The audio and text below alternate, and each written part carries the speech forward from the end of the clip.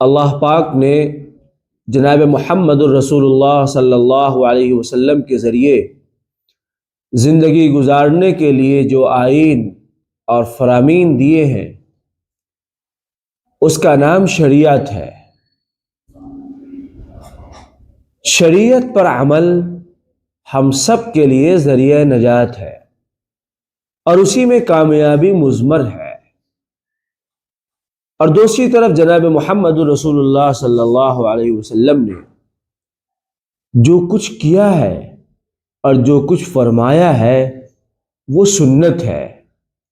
سنت کے دوسرے معنی یا دوسرے لفظوں میں سنت کو آپ طریقہ کہہ سکتے ہیں۔ رسول اللہ صلی اللہ علیہ وسلم کے زندگی گزارنے کے جو طریقے تھے ان طریقوں کو اپنی زندگی کا حصہ بنائیں۔ عام طور سے نکاح کے موقع پر ایک حدیث پڑھی جاتی ہے، النکاح من سنتی، نکاح میرا طریقہ ہے۔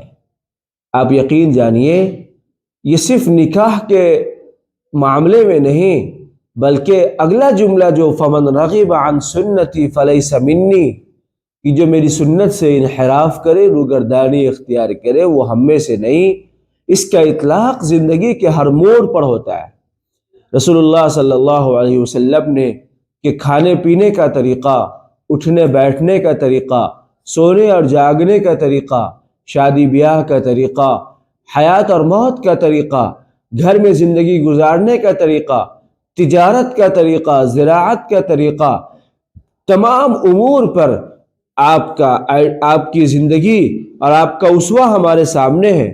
اس طریقے کے مطابق اگر ہماری زندگی بسر ہوتی ہے تب تو ہم سنت پر عمل کرنے والے ہوں گے۔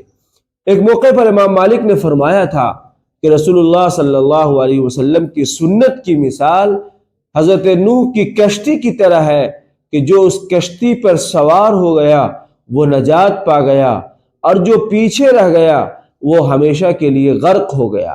ٹھیک اسی طرح آپ صلی اللہ علیہ وسلم کی سنت پر جو عمل کرنے والا بن گیا وہ کامیاب ہو گیا اور حقیقی سعادت پا لیا اس نے، اور جس نے بھی آپ کی سنت سے روگردانی اختیار کی وہ ناکام و نامراد ہوا۔